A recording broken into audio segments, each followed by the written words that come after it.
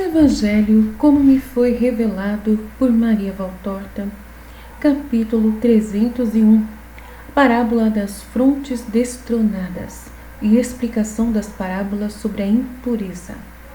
Valtorta descreve a visão no dia 13 de outubro de 1945. Jesus não volta para outro lugar, mas para Endor. Ele para na primeira casa do povoado, que é mais um aprisco do que uma casa, mas justamente por ser assim, com estábulos baixos, fechados, cheios de feno, é que ele pode abrigar os 13 peregrinos. O dono dela, um homem rústico, mas bom, se apressa em arranjar uma candeia e um baldezinho de leite espumoso, além de uns pães de forma muito escuros. Depois ele se retira, sendo abençoado por Jesus, que fica sozinho com os seus 12. Jesus oferece e distribui o pão, e na falta de tigelas ou cálices, cada um ensopa suas fatias de pão no baldezinho e bebe.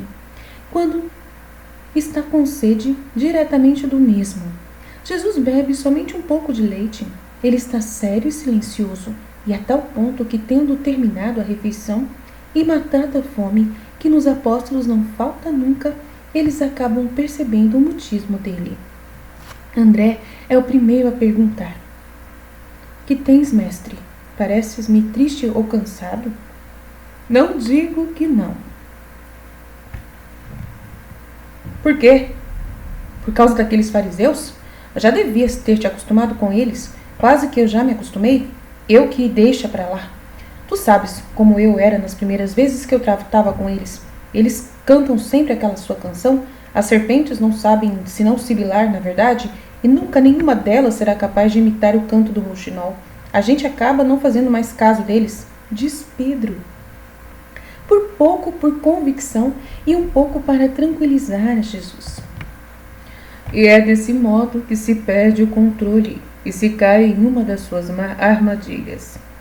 Eu vos peço que não vos acostumeis nunca a ouvir as vozes do mal, como se fossem umas vozes inofensivas.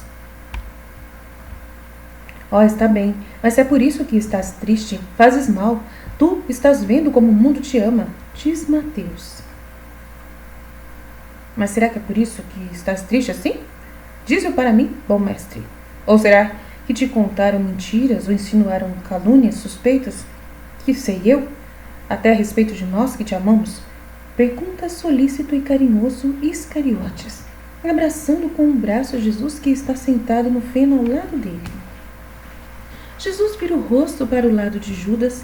Seus olhos têm um brilho fosforescente, a luz trêmula da candeia, colocada acima do chão, no meio do círculo formado pelos que estão sentados em cima do feno, posta sobre uma cadeira baixa e redonda. Jesus olha bem fixamente para Judas Iscariotes e, ao olhar para ele, lhe pergunta: E tu?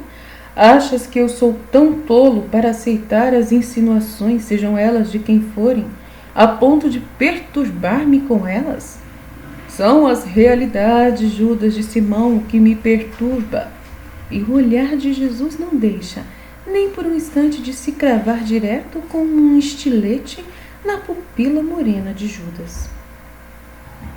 Então, quais realidades que te perturbam? Insiste seguro Iscariotes. Aquelas que eu vejo no fundo dos corações e que eu leio nas frontes destronadas. Jesus dá um forte destaque a esta palavra. Todos ficam alvoroçados. Destronados? Por quê? O que queres dizer? Um rei é destronado quando é indigno de ficar no trono. E a primeira coisa que lhe é tirada é a coroa, que está em sua fronte, sendo aí o lugar mais nobre do homem. O único animal que tem a fronte levantada para o céu, pois ele é animal em sua parte material, mas sobrenatural por ser dotado de uma alma. Mas não é necessário que se seja rei sobre um trono terreno, para que se deva ser destronado. Todo homem é rei por sua alma, e o trono dele é o céu. É no céu.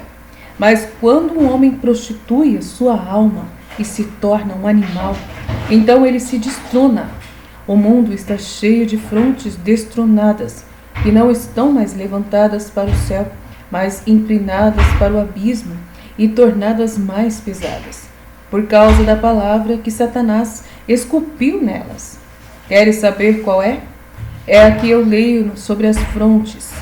Nelas está escrito: vendido. E para que não tenhais dúvidas sobre quem é o comprador, eu vos digo que é Satanás, por si mesmo ou os seus trabalhadores que estão no mundo. Eu compreendo. Aqueles fariseus, por exemplo, são empregados de um outro empregado maior do que eles. E qual é o empregado de Satanás? O qual é empregado de Satanás? Desconvicto Pedro. Jesus não contesta nada. Mas sabe, mestre, que aqueles fariseus, depois de terem ouvido aquelas tuas palavras, saíram de lá escandalizados? Quando iam saindo, deram de encontro comigo e o diziam: foste muito áspero. Observa Bartolomeu. E Jesus replica: mas muito mesmo. Não é culpa minha, mas deles, se certas coisas devem ser ditas. E é ainda uma caridade minha dizê-las. Toda planta não plantada por meu Pai Celeste vai ser arrancada, pois é planta não plantada por Ele, inútil carcasseira cheia de ervas parasitas que sufocam as outras que as oprimem, espinhosas querendo abafar a semente da verdade santa. É uma caridade extirpar essas tradições e preceitos que sufocam o decálogo e o desfiguram, e o tornam inerte e impossível de ser observado. Para as almas honestas é uma caridade fazê-lo. E quanto àqueles teimosos cabeçudos fechados a toda ação e conselho do amor, deixai-os fazer. E sejam seguidos por aqueles que são, por seus espíritos e suas tendências semelhantes a eles. São cegos que guiam outros cegos. Se um cego guia outros cegos, só poderão cair os dois no mesmo buraco. Deixai-os que se nutram de suas contaminações, as quais dão o nome de pureza. Elas não os podem mais contaminar, porque não fazem mais do que ao deitar-se na sua matriz, de onde provém. Isto é que agora estás dizendo, é a continuação de tudo o que disseste lá na casa do Daniel, não é mesmo? Que não é o que entra no homem que o contamina, mas sim o que sai dele? Pergunta pensativo Simão Zelotes.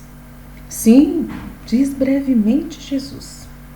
Pedro, depois de alguns momentos de silêncio, pois a seriedade de Jesus enregela até os caracteres mais expansivos, pergunta: mestre, eu, e não somente eu, não compreendi bem a parábola. Explica um pouco para nós como é que o que entra não contamina e o que sai é que contamina. Se eu pego uma ânfora limpa e a encho de água suja, a contamino. Portanto, o que entra na ânfora a contamina. Mas se uma ânfora cheia de água eu derramar daquela água no chão, eu não contamino a ânfora, porque da ânfora sai água pura. E então? E Jesus? Nós não somos ânforas, Simão. Nós somos ânforas, amigos. Não somos ânforas, amigos. Então, nós não somos ânforas, Simão. Não somos ânforas, amigos. E nem tudo é puro no homem. Mas será que vós também já estáis sem inteligência? Refleti no caso que os fariseus apresentavam para vos acusar. Eles diziam que vós vos contamináveis, porque leváveis o alimento à boca com mãos empoeiradas, suadas, sujas. Afinal, mas aquele alimento para onde ia? Passava da boca para o estômago, e deste para o ventre, e do ventre para a cloaca, o intestino, depois de ter cumprido o seu ofício, de nutrir a carne, somente ela, e indo acabar como é justo que acabe em um esgoto. Não é isso que contamina o homem. Não é isso que contamina o homem. O que contamina o homem é aquilo que é dele, unicamente dele, gerado e parido pelo eu dele. Quer dizer, aquilo que ele tem em seu coração, e que do coração sai para os lábios e para a cabeça, e vai corrompendo o pensamento e a palavra e contaminando o homem todo. É do coração que vêm os maus pensamentos, os homicídios, os adultérios, as fornicações, os furtos, os falsos testemunhos e as blasfêmias. É do coração que vêm as asperezas, as libidinagens, as soberbas, as invejas, as iras, os apetites imoderados, os ócios pecaminosos. É do coração que vêm os estímulos para todas as ações. E se o coração é mau, elas serão más como o coração. Todas as ações, desde as idolatrias até as murmurações não sinceras. Todas estas coisas más que procedem do interior para o exterior contaminam o homem. Mas não comer sem lavar as mãos. A ciência de Deus não é uma coisa vulgar, uma lama pisada por todos os pés, mas é uma coisa sublime que vive nas plagas estelares e que de lá desce com raios de luz para dar aos justos informações sobre si. Não queirás, pelo menos vós, arrancá-la dos céus para abaixá-la na lama. Ide agora descansar, eu saio para ir rezar. E assim termina a visão Fiat.